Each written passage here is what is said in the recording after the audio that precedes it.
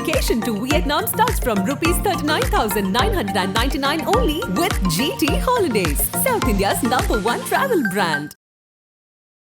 முதல்வர் அவர்கள் வெற்றிகரமாக அமெரிக்காவுடைய பயணம் முதலீடுகள் எல்லாம் ஈர்த்துவிட்டு சென்னைக்கு வந்திருக்காரு. ஒரு செய்தியாளர் சந்திப்பும் நடந்திருக்கு. முதல்வருடைய பயணம் வெற்றியாக.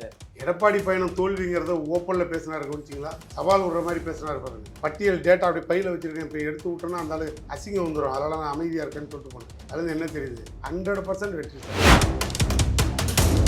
போனாரு, உட்கார்ந்தாரு, 7,000 கோடி 100% வரும். வல்லன நீ என்னை கேளு. ஆனால் இதே பழைய முதலமைச்சர் போயிட்டு வந்தாலும் 10%, அதுக்கு மேலே 10 பைசா கிடையாது. இது கூட புரிதல் இல்லாமல் இங்கே இருக்க தமிழ்நாட்டில் இருக்க அரசியல் அடிப்படை அறிவு இல்லாதவங்க கூட நன்றி சொல்லணும் அவருக்கு. இப்போ இவர் என்ன அழைப்பு கொடுத்துருக்காரு? கூட்டணிக்கு எடப்பாடிக்கு அழைப்பு கொடுத்துருக்காரு. வாட்டர் பாட்டில் விற்கிறத தடுத்து நிறுத்துவோம் வான்னு தான் அழைப்பு. எடப்பாடி ஏற்கனவே பூட்டின கடையை திறந்த பாவம் ஒன்னே தான் சாரும். இந்த பாவ மன்னிப்பு கேட்கறதுக்கு ஒரு வாய்ப்பு தரேன் வாயான்னு கூப்பிடுறேன். விடுதலை சிறுத்தைகள் கட்சி தலைவர் திருமாவளவன் தலைமையில் அதிமுக தேர்தலை சந்திக்கும் தயாரானுகள். ஜெயக்குமாருக்கு சவால் விடுறேன். நானே இப்போ அண்ணன் திருமாவளவனை கூப்பிட்டு, நீ எங்கள் கூட்டணியில் இருக்க வேணாம், நீ தயவு செய்து வெளில போய் எல்லா கட்சி கூட்டணியில் சேரு, எனக்கு ஒரு அறிவு சார்ந்த எதிர்கட்சி தலைவனா அப்போ கூட இங்கே தோல் திருமாவளவன் தமிழ்நாட்டுக்கு வருவாங்க. என்ன பெரிய பியூட்டின்னு கேட்டா, வெள்ளி விழா கண்டவரும் உள்ள இருக்கும், பொன் விழா கண்ட போதும் உள்ள இருக்கும், இப்ப பவள விழா வரும்போதும் உள்ள இருக்கும். அப்ப இந்த வெள்ளி விழா, பொன் விழா, பவள விழான்னு சொல்ற பாருங்க, மூணையும் சார்ந்த மூத்த தலைவர்கள் இருக்க ஒரே கட்சி திமுக தான். கட்சி மாறல யாரும், ஒரே கட்சி, ஒரே கொடி. அமைச்சர் உதயநிதிக்கு அந்த தேர்தல் பணியை மொத்தமாக கொடுத்தார். இப்ப அவர் தலைமையில தான் குழு. அதெல்லாம் அந்த குழு தேர்தல் பணியை முழுக்க தீவிரமா இறங்கி வேலை பார்க்குது. 1.5 வருஷத்துக்கு முன்னாலேயே தேர்தல் வேலையை ஆரம்பிச்சிட்டோம். 26 தேர்தல் கதாநாயகன் உதயநிதி. ஆதரவாளர்களுக்கு அன்பு வணக்கம். இன்று நம்மோடு திமுகவின் செய்தி தொடர்பாளர் வழக்கறிஞர் திருமிகு சூர்யா வெற்றி கொண்டாந்துள்ளார். வணக்கம் சூர்யா சார். வணக்கம் சார். வணக்கம் வணக்கம் சார். நம்ம முதல்வர் அவர்கள் சென்னை வந்தாச்சு. வெற்றிகரமாக அமெரிக்காவுடைய பயணம் முதலீடுகள் எல்லாம் ஈர்த்துவிட்டு சென்னைக்கு வந்திருக்காரு. ஒரு செய்தியாளர் சந்திப்பும் நடந்திருக்கு. குறிப்பாக முதல்வருடைய பயணம் வெற்றியா சார்? எடப்பாடி பயணம் தோல்விங்கிறத ஓப்பனில் பேசினாரு கவனிச்சிங்களா? சவால் விடுற மாதிரி பேசினாரு பாருங்க. பட்டியல் டேட்டா அப்படி பையில் வச்சுருக்கேன், இப்போ எடுத்து விட்டோன்னா அந்த அசிங்கம் வந்துடும், அதெல்லாம் நான் அமைதியாக இருக்கேன்னு சொல்லிட்டு போனார். அதுலேருந்து என்ன தெரியுது? அந்த ரிப்போர்ட்டர் போய் ஒருத்தர் கேள்வி கேட்குறாரு, ரொம்ப உங்கள் கோடி கம்மியாக இருக்கே, உங்கள் முதலீடுகள் ஈர்ப்பு வந்து கம்மியாக இருக்கேன்னு. 100%, 99% இல்லை சார், 100% போட்ட ஒப்பந்தம் 7,000 கோடின்னா அது அப்படியே இங்கே தமிழ்நாட்டுக்கு வந்து இறங்குனாரு. நான் நம்ம சிக்காகோயில் வண்டியில் உட்கார்ந்ததுக்கப்புறம் எனக்கு செய்தி வருது, நாங்கள் வந்துட்டோம் கன்ஃபார்ம்னு சொன்ன செய்தி. நாங்கள் 2 நாளைக்கு அப்புறம் சொல்கிறோன்னு சொன்ன கம்பெனி, நாங்கள் வண்டியில் ஏறி உட்கார்ந்ததுக்கப்புறம் ஃபோன் வருது, கன்ஃபார்ம்னு சொல்லிவிடுங்க, நாங்கள் வந்துடுறேன்னு சொல்லுங்கன்னா அதுக்கு முன்னாலே அறிவிப்பே வந்துடுச்சு. அதாவது வெளிநாட்டுக்கு முதலீடு ஈர்க்க போன முதலமைச்சர் அவர் அங்கேருந்து இங்கே வந்து புரிந்துணர்வு ஒப்பந்தம் 10,000 கோடின்னு வெள்ளை அறிக்கை கேட்குற மாதிரி எல்லாத்தையும் எக்ஸ்பிளைன் பண்ணுறது ஒரு பக்கம். இது வந்து ஒரு மரபு லாபி. நீங்கள் கேட்பீங்க, ஏன்னா புரிந்துணர்வு ஒப்பந்தம் தானே வருவீங்களான்னு. எடுத்த எடுப்பில் புரிந்துணர்வு ஒப்பந்தம் தான் போட முடியும், புரியுதா இல்லையா? அங்கேயே வந்து 2 பேரும் லைசன்ஸை அங்கே உட்காந்து கையெழுத்து போட முடியாது. அவர் இடம் பார்க்காம, இவர் இடம் காட்டாமல், கரண்ட் கொடுக்காம, தண்ணி கொடுக்காம இங்கே ஒப்பந்தம் போட முடியாது. இது புரிந்துணர்வு ஒப்பந்தம் தான் எல்லோரும் போடுவாங்க, அது அஸ்யூஷுவல். அது ஆனால் போன ஃபோர்டு கம்பெனி இருக்கு பாருங்க, அவர் அங்கே போய் அங்கே இருக்கும்போதே ஃபோர்டு கம்பெனிக்கு அறிக்கை கொடுத்துட்டான், நான் மீண்டும் வரேன்னு சொல்லு, வந்துட்டேன்னு சொல்லு, முதல்வர்கிட்ட சொல்லிட்டேன், அவர் வேண்டுகோளை ஏற்றுக்கிட்டேன், நான் வந்துடுறேன்ட்டான். இதை விட ஏதாவது சாதனை பண்ண முடியுமா? இது கூட புரிதல் இல்லாமல் இங்கே இருக்க தமிழ்நாட்டில் இருக்க அறவேக்காடு அரசியல் அடிப்படை அறிவு இல்லாதவங்க கூட நன்றி சொல்லணும் அவருக்கு. அடடா, திரும்பி வந்தால் ஒரு ஃபோர்டுக்கு இங்கேருந்து போன உடனே அப்படியே எல்லாம் காரணம் சார் ஃபோர்டு போச்சு சார். அது சொல்கிறேன் சார், என்ன காரணத்துக்காக போனாங்கன்னு கேட்கணும். போன ஃபோர்டை இன்னைக்கு பிடிச்சிட்டு வந்த ஆள் யார் சார்? அது சொல்லுங்கள். பிடிச்சிட்டு வந்த ஆள் யார்? போன போது கத்துனீங்களே ரீசனுக்காக, இன்றைக்கி திரும்பி பிடிச்சிட்டு வந்துட்டோம். அப்போ நீங்கள் என்ன சொல்லணும்? வெளியில் நின்று நன்றி சொல்லணும். இன்றைக்கி என்ன சொல்கிறீங்க? ஒரு ரிப்போர்ட்டர் போய் திரும்பி கேட்டீங்க, ரிப்போர்ட்டருக்கு என்ன அழகாக பதில் சொன்னார் பாருங்க. இதுதான் முதல்வர். அதனால தான் சொல்கிறாரு 99% இல்லை சார், 100% அந்த முதலீடு தமிழ்நாட்டில் இறங்குன்ட்டார். ஸோ இப்படி தான் சார் ஆக்சுவலாக வந்து ஒரு சிஎம்மோட ஸ்டேட்மெண்ட் இருக்கணும், ஒரு கான்ஃபிடென்ட் இருக்கணும். ஓகே. அப்போ தான் இங்கே இருக்கிற பத்திரிகையாளர்களும் எதிர்க்கட்சியும் இளைஞர்களுக்கு ஒரு நம்பிக்கை இருக்கும்.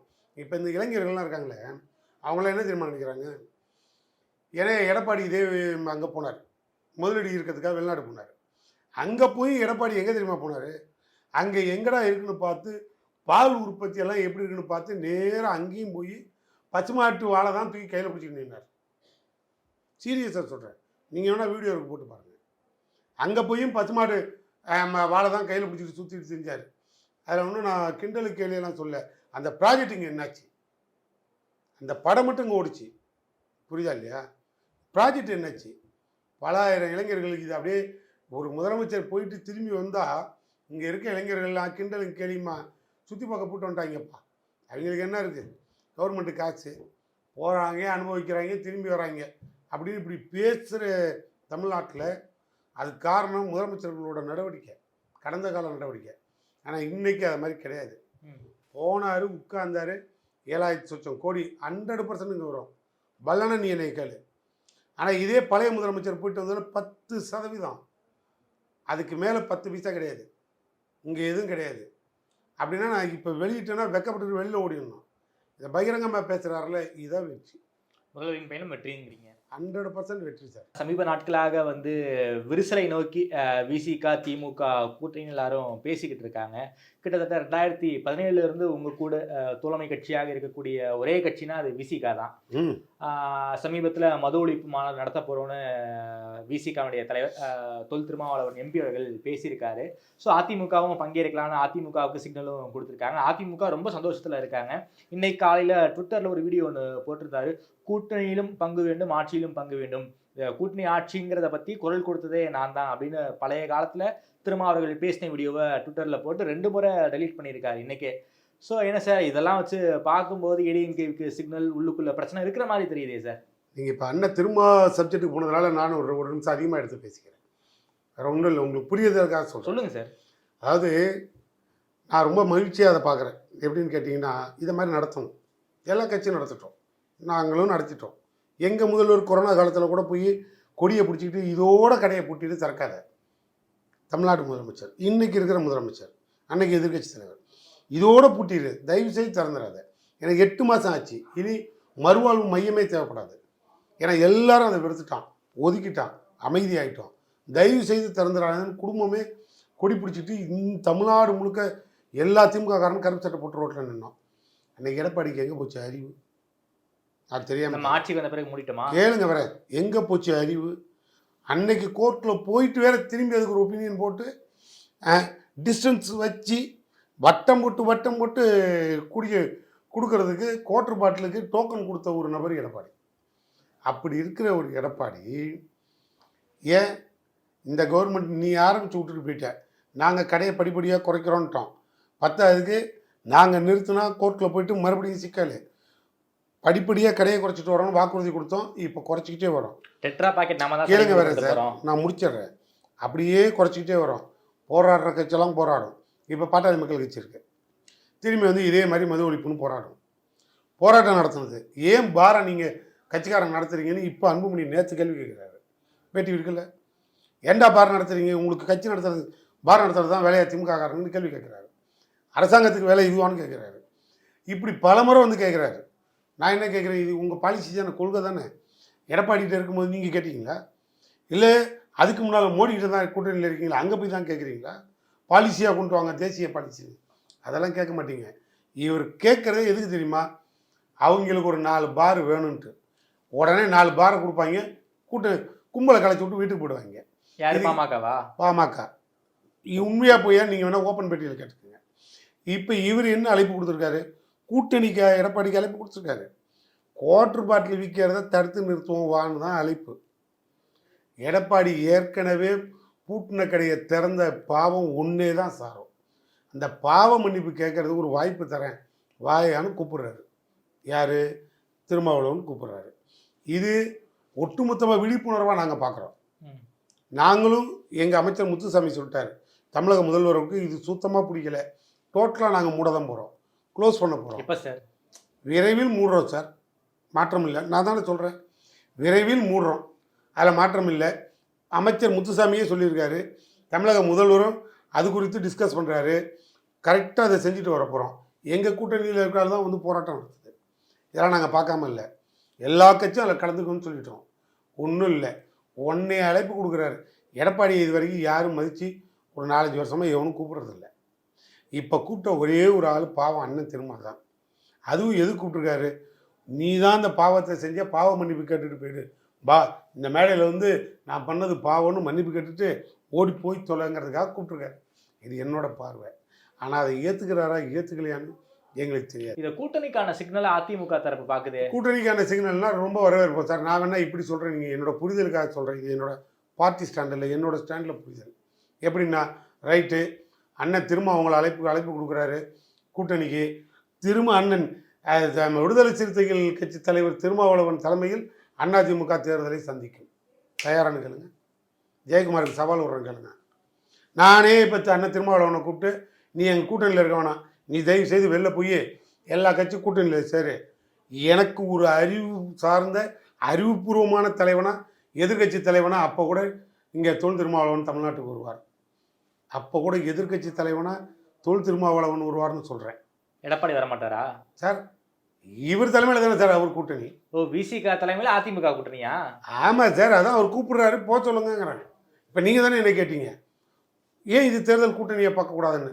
ரைட்டு, நீங்கள் பாருங்கள், நான் ஒத்துக்கிறேன், நானே பரிந்துரை பண்ணுறேன். அண்ணே, நீ எங்கள் கூட்டணி விட்டு அந்த பக்கம் போனேன், போய் உன் தலைமையில் எடப்பாடி கட்சியை பிடிச்சிட்டு சேரு, வருமானு கேளுங்க சார். வரமாட்டாங்க சார். அப்புறம் எதுக்கு சார் இந்த கேள்வி?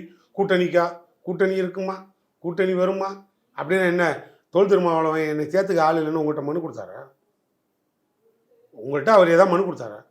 என்னை இந்த கூட்டணியில் வச்சுக்க மாட்டேங்கிறாங்க, எப்படியா நான் ஒரு லெட்டர் தரேன், இல்லை சார், கொண்டு போய் அங்கே கொடுத்து சேர்த்து கொடுங்கன்னு சொன்னாரா? இல்லை சார், உள்ளுக்குள்ளே ஏகப்பட்ட நெருக்கடி இருக்குன்னு சொல்கிறாங்க. கிட்டத்தட்ட 160க்கு மேற்பட்ட இடங்களில் விசிகாவுடைய கொடியை ஏற்றுவதற்கு அனுமதி மறுக்கப்பட்டிருக்கு. அதே போல் இந்த நீங்கள் பாருங்கள், எல்லாம் ஏகப்பட்ட இங்கே பாருங்கள், நீங்கள் அதெல்லாம் விட்டுருங்க.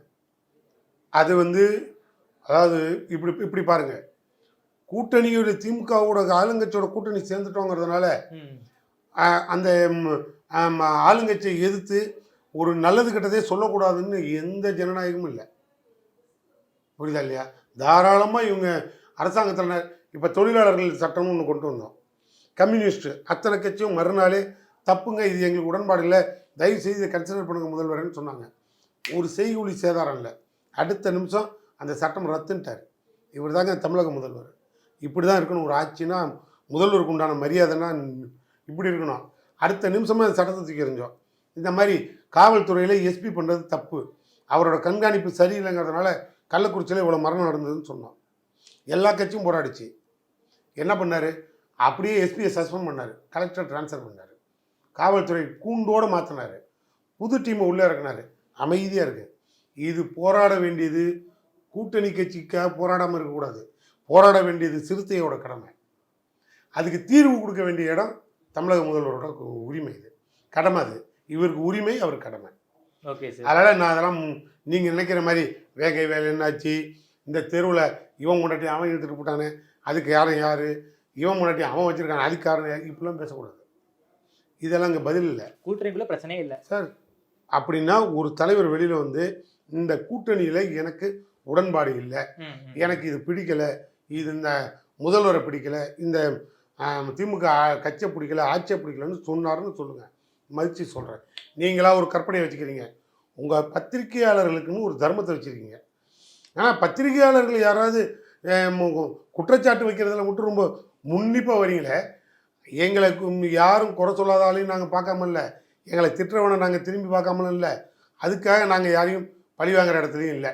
ஆனால் அதே நேரம் நாங்கள் திரும்பி எங்களை குறை சொல்கிறாங்கன்னு திரும்பி பார்த்தோன்னு வச்சுங்க, இந்த வாராகின்னு ஒரு பத்திரிகை ஆசிரியரான், யாருன்னே தெரில ஒரு ஆள், அப்புறம் விசாரித்தா தான் தெரியுது அந்த ஆள் ஒரு பெரிய பிளாக்மெயில் இருந்து, அந்த ஆள் எங்களை சும்மா விடலை, அந்த ஆள் எல்லாரை விட எங்கள் மேலே என்ன எவ்வளோ பெரிய குற்றச்சாட்டு வச்சாருன்னு உங்களுக்கு தெரியுமா? நீங்கள் ஒரு பத்திரிகையாளர் தானே. வாராகின்னு ஒருத்தர் தெரியுமா சார்? வாராகிங்கிறது ஒரு யூடியூப் சேனலாக வச்சுருக்காரு, தெரியுமா? தெரியும் சார். ஆளை தெரியுமில்ல? தெரியும். அவர் எங்களை என்ன சார்ஜ் பண்ணாருன்னு உங்களால் இப்போ சொல்ல முடியுமா? நான் சொல்லவா? எங்களை சொன்னார். இதே இந்த ஜாபர் சாதிக்குன்னு ஒருத்தன் இன்டர்நேஷ்னல் ஸ்மக்லர் மாட்டினான் தெரியுமா சார்? ஆமாம். உடனே என்ன சொன்னீங்க? ஜாபர் சாதிக்கை திமுகவில் சேர்த்து விட்டது வீட்டு வசதி வாரிய சங்க தலைவர் பூச்சி முருகன்னார். அவனுக்கு அறிவு இருக்கா, கண் இருக்கா? கண்ணு கட்ட கவோதி மாதிரி அந்த ஆள் பேட்டி கொடுத்தான். நல்லா பாருங்கள். கடைசியில் என்னாச்சு? சேர்த்து விட்ட ஆள் யார் தெரியுமா? அர்த்தமாக தான் அவங்களுக்கு தெரியுமா?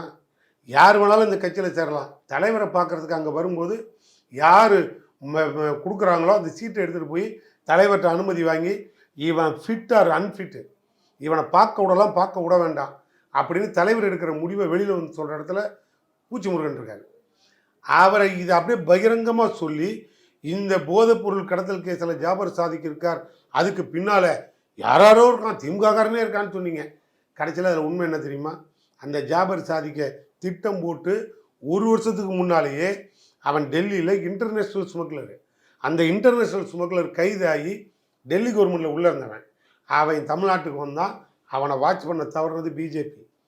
அண்ணாமலை அவனை பேக் பண்ணி இங்கே கூப்பிட்டு வந்து இவனுக்கு பிளான் பண்ணி, அந்த பிளானில் நான் இன்றைக்கி சொல்கிறேன் பகிரங்கமாக, இப்போ வேணால் இல்லைன்னு சொல்லுங்கள்.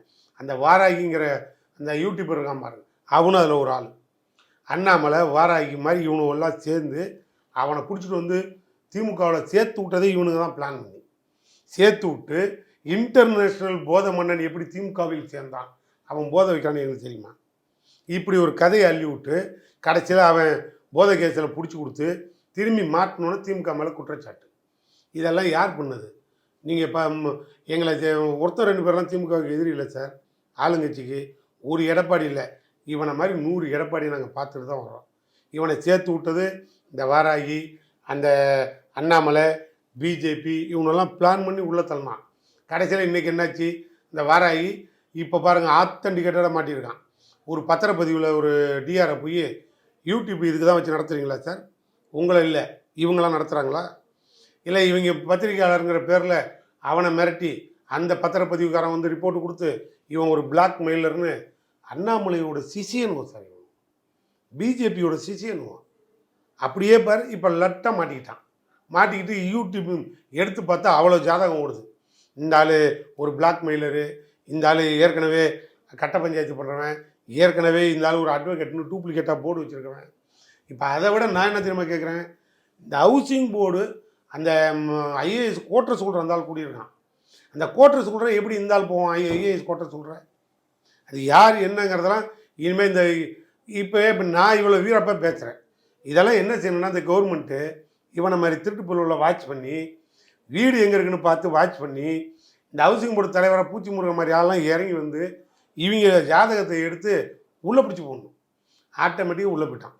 ஒரு எதிரி 2 எதிரியெல்லாம் திமுக சமாளிக்கலை சார், பல எதிரிகளை சமாளிச்சுட்டு தான் இருக்கும். ஓகே, நீங்கள் கவலைப்படாமல் கேள்வி கேளுங்க, நான் பதில் சொல்கிறேன். பொன்விழா ஆண்டில் திமுக இருக்குது, கிட்டத்தட்ட 25வது வருஷம். ஏகப்பட்ட சீரும் சிறப்புமாக கொண்டாடுவதற்கு திமுக நீங்களாம் வந்து தயாராகிட்டீங்க. என்ன சார் பிளான் வச்சுருக்கீங்க? என்ன வச்சுருக்கீங்க? 25வது ஆண்டில் திமுகவை என்ன ஐடியாவோட பயணிக்க போகிறீங்க? என்ன ஐடியா வச்சுருக்கீங்க? நீங்கள் தான் சொல்லிட்டீங்களே, வெள்ளி விழா, பொன் விழா, அதுக்கு பின்னால் இன்றைக்கி பவள விழா. இந்த 3 விழாவும் கலந்துக்கிட்டது 74 தான் இது முதல்ல இந்த விருது முப்பெரு விழாவே ஆரம்பித்தோம். 74 தான் இந்த முப்பெரு விழா ஆரம்பித்து விருதுகளை கொடுக்கறதுக்காக கடல் கரையில் கூட்டம் போட்டு இந்த விருதை ஆரம்பித்து கொண்டு போனோம். அப்போ பாருங்கள், 74 ஆரம்பித்து இன்றைக்கி 2024. அப்போ இந்த இடையில இவ்வளோ இடைப்பட்ட காலங்களில் தொடர்ந்து ஒரு கட்சியில் விருது கொடுத்துட்ருக்க ஒரே இயக்கம் இது. அன்னைக்கு 3 விருது. இன்றைக்கி பாவேந்தர் பாரதிதாசன் பேராசிரியர், இன்றைக்கி இருக்கிற முதல்வர் மு.க. ஸ்டாலினுங்கிற விருது வரைக்கும் வந்துட்டோம். 6 விருதுக்கு வந்துட்டோம். அத்தனை தியாகிகளை உள்ளே கொண்டு வரோம். அவ்வளோ உழைத்தவர்களுக்கு ஒரு அங்கீகாரத்தை கொடுக்குறோம். என்ன பெரிய பியூட்டின்னு கேட்டால், வெள்ளி விழா கண்டவரும் உள்ளே இருக்கும், பவள விழா பொன் விழா கண்ட போதும் உள்ளே இருக்கும், இப்போ பவள விழா வரும்போதும் உள்ளே இருக்கும்.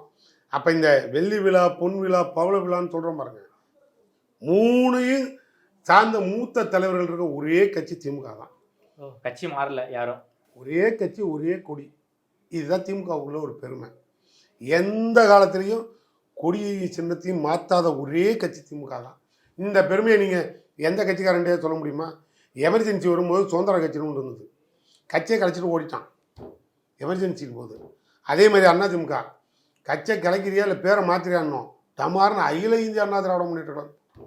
அன்னைக்கு கூட மகன் மருமகன்லாம் உள்ளே இருந்தால் கூட கொடியும் சின்னத்தையும் மாற்ற மாட்டேன்னு சொன்ன, பேரையும் மாற்ற மாட்டேன்னு சொன்ன ஒரே தலைவன் கலைஞர், ஒரே கட்சி திமுக.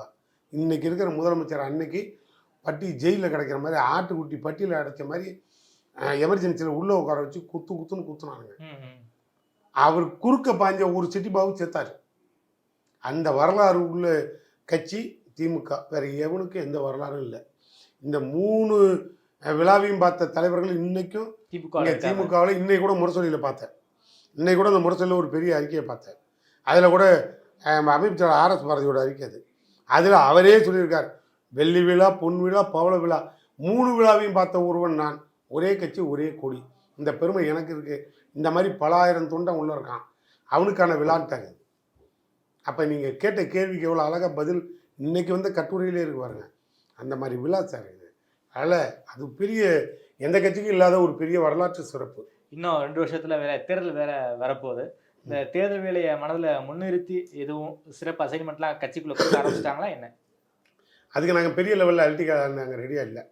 காரணம் என்னென்னா, நாங்கள் அதெல்லாம் தூக்கி ஓரம் கட்டிட்டு எப்படி வந்து பேரறிஞர் அண்ணா வந்து அவருக்கு வயசு 40, அவருக்கு கீழே 25 வயசுக்கு கீழே இருந்த இளைஞராக இருந்த கலைஞரில் ஆரம்பித்து தான் இப்படி கொண்டுட்டு வந்து தேர்தல் காலத்தில் சந்தித்து வந்தோம். இன்றைக்கி அதே மாதிரி இளைஞராக இருக்கக்கூடிய அமைச்சர் உதயநிதிக்கிட்ட அந்த தேர்தல் பணியை மொத்தமாக கொடுத்துட்டார்.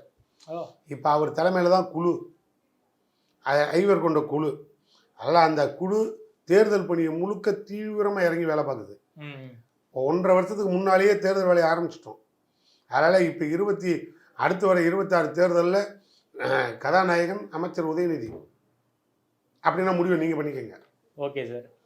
26 தேர்தல் கதாநாயகன் உதயநிதி. புரியுதா இல்லையா? பொறுப்பே அவர்கிட்ட கொடுத்துட்டோம். தேர்தலுக்கு ஆட்சியில் உட்கார வைக்க வேண்டிய பொறுப்பும் அவரது தான்.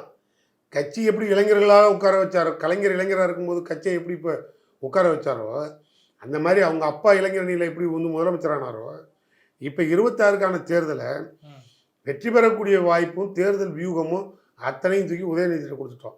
அது இனிமேல் இது அமைச்சர் உதயநிதியோட பொறுப்பு. குழு தயாராகி வேலை ஓடிக்கிட்டு இருக்கு. தேர்தல் வேலையெல்லாம் ஆரம்பிச்சிட்டிங்க? ஆரம்பித்து அது பம்பர மாதிரி போகுது சார். ஓகே. அதனால் ஒன்றும் எங்களுக்கு அதை பற்றி கவலையே இல்லை. அதனால் அப்பா நாட்டை பார்த்துக்குவார், புள்ள கட்சியை பார்த்துக்குவார். கரெக்டாக இருக்கா? அதனால் கட்சி இப்போ 26 தேர்தலில் சந்திக்குது. இப்போ 26 கதாநாயகன் அமைச்சர் உதயநிதி. எந்த தேர்தலில் டவுட்டு கேள்வி கேட்டாலும் விட அங்கேருந்து வெளில வரும். தேர்தலை எப்படி சந்திக்கிறோன்னு பொறுத்திருந்து பாருங்கள். இந்த 200, 175 அதெல்லாம் கிடையாது. 234 திமுக ஜெயிக்கும். அப்படி தான் நாங்கள் பயணம் பண்ணுறோம். Okay sir. சார், பொன்விழா ஆண்டில் திமுக இருக்கீங்க. கலைஞருக்கு ஒரு மிகப்பெரிய கனவெல்லாம் இருந்திருக்கு. குடிசைகள் இல்லாத தமிழ்நாடெல்லாம் உருவாக்கணும், அதற்காக தான் குடிசை மாற்று வாரியத்தை உருவாக்க ஒரே தலைவர் கலைஞர். அதே போல் வீட்டு வசதி வாரியத்தையும் உருவாக்கியது கலைஞர் தான். ஸோ அதே மாதிரி பல்வேறு விஷனை வந்து கலைஞர்லாம் வந்து செயல்படுத்திட்டு போயிருக்காரு. அவர் வழியில் தான் திமுக இப்போதைக்கு பயணிக்கிறீங்க. ஸோ இப்போ என்ன சார், இந்த மாதிரியான கலைஞர் மாதிரியே ஸ்டாலின் அவர்கள் என்ன மாதிரியான புதுமையான திட்டங்களும் கொண்டு வந்திருக்கீங்க? இதுக்கு அப்புறமா என்ன பண்ணுற மாதிரி பிளானில் திமுக இருக்குது? பல துறைகள் அரசில் வந்து துறைகளை உருவாக்கி அந்த துறைகளுக்கு அமைச்சர்களை உருவாக்கி அந்த துறைகள் இன்னைக்கு வளர்ந்ததுனால தான் இன்னைக்கு உச்சம் தொட்டுட்டோம், உச்சத்துக்கே போயிட்டோம். அதனால் இன்னைக்கு இந்த சென்னை சிட்டிக்குள்ள பொருளாதார ரீதியாக அதுக்கு ஒரு பொருளாதார மேம்பாட்டு குழு வரைக்கும் கொண்டு வந்துட்டோம். நகர்ப்புற மேம்பாட்டுன்னு கொண்டு வந்தோம். அதே மாதிரி எல்லாத்துலேயும் வளர்ச்சிக்கு கொண்டுட்டு வந்துட்டோம். இன்றைக்கி ஹவுசிங் போர்டெலாம் உச்சம் தொட்டுருச்சு. அதுவே இன்றைக்கி லாபத்தில் பல ஆயிரம் கோடி இன்றைக்கி வெளில வந்துருச்சு. இன்றைக்கி இவர் தலைவர் அமைச்சர், இவர் தலைமைச் செயலாளர் பூச்சி முருகன் தலைவர். அதே மாதிரி காஜா பை அந்த பொருளாதார மேம்பாட்டு குழு தலைவர். இந்த 2 பேரும் கூட இருப்பாங்க. 2 பேரும் ஆளுக்கு ஒரு வாரியம். அந்த 2 பேரோட ராட்சி 2 வாரியமும் உச்சத்துக்கு வந்துருச்சு. அப்படின்னா பாருங்கள், ஒன்றுடாமல் எல்லாத்தையும் எல்லை கடந்து மேலே கொண்டு வந்து நிறுத்தி வச்சுருக்கோம். பல திட்டங்களை கொடுத்துட்டோம். இந்த தமிழ்நாட்டில் இன்றைக்கி சென்னைக்குள்ள அவர் மேயராக இருக்கும்போது எப்படி போக்குவரத்து நெரிசலை கட்டுப்படுத்தி இன்னை வரைக்கும் மேம்பாலங்கள் ஏன் வந்ததுன்னு கேள்வி பாதி பேருக்கு தெரியாது. வந்ததுனால தான் பாதி பேர் சென்னையிலே குடியிருக்காங்க. ஆனால் அன்றைக்கே காலி பண்ணிட்டு போயிருப்பான். அப்படி வந்த இடத்துல இன்றைக்கி அடுத்த வெள்ள பாதிப்புங்கிற பேச்சே இங்கே இல்லாத அளவுக்கு இன்றைக்கி அந்த அளவுக்கு உள்ளாட்சியிலையும் ஒர்க்கை முடிச்சு வச்சுட்டோம். அதனால் இந்த சென்னை இந்தியாவின் தலைநகரமாக திரும்பி பார்க்கக்கூடிய வகையில் ஸ்போர்ட்ஸ் சிட்டி மாதிரி கொண்டு வந்துட்டோம். அதே இப்போ அமைச்சர் உதயநிதி பாருங்கள் தொட்டார், அதுக்கு வரலாறு புயலே மாறிடுச்சு பாருங்கள். தெற்காசியாவிலேயே தமிழ்நாடு ஸ்போர்ட்ஸ் சிட்டிங்கிற அளவுக்கு கொண்டு வந்து உச்சத்தில் கொண்டு வந்து வச்சுட்டார். அப்போ இதெல்லாம் எவ்வளோ பெரிய ரெக்கார்டு. இதுக்கு தான் சார் ஒரு துறையை உருவாக்கி துறைக்கு உண்டான அமைச்சரை உருவாக்குறோம். அமைச்சரோட இண்டிபெண்ட் ஒர்க்குன்னு பாருங்கள், இப்படி தான் இருக்கணும், இப்படி தான் உச்சத்தில் போய் நிறுத்தணும் அந்த துறையை. அப்படியே போனார், மோடியை பிடிச்சிட்டு வந்தார், இங்கே ஒரு ஸ்போர்ட்ஸ் ஒன்று நடத்தினார், கேலோ இந்தியான்னு ஒன்று நடத்தினார், இந்தியாவே திரும்பி பார்த்தது. இன்றைக்கி இதை கொண்டு வந்தார், இந்த கார் ரேஸை, ஃபார்முலா 4, அப்படியே தெற்காசியாவே திரும்பி பார்த்துருச்சு. இதுதான் இந்த துறையோட வளர்ச்சி. இப்படி தான் ஒவ்வொரு துறையும் உச்சம் தொட்டுருச்சு. அதனால் இனிமேல் அதை பற்றிலாம் எங்களுக்கு கவலை இல்லை. இதெல்லாம் நாங்கள் சொன்னால் போகிறோம், கிட்ட கொண்டு போய் அடித்தட்டு மக்கள் வரைக்கும் ரீச் பண்ணணும். ஓகே, அதை மட்டும் தான் அந்த வேலையை செஞ்சுட்டு இருக்கோம். ஓகே, 2026 உங்களுதாங்கிற லட்சியத்தோட தான் பயணிக்கிறதுக்கு வேலை இல்லை சார். ஓகே சார், ரொம்ப நன்றி சார். 2026 பொறுத்த வரைக்கும் உதயநிதி தான் திமுகவுடைய ஹீரோ. ஆட்சிக்கு ஸ்டாலின் அவர்கள், கட்சிக்கு உதயநிதி அவர்கள்னு உங்களுடைய 2026 செயல்திட்டத்தை பற்றி ரொம்ப விரிவாக பேசியிருக்கீங்க. நேரம் கொடுத்து பேசியமைக்கு நன்றி சூர்யா. வெற்றி கொண்டான் சார். நன்றி சார்.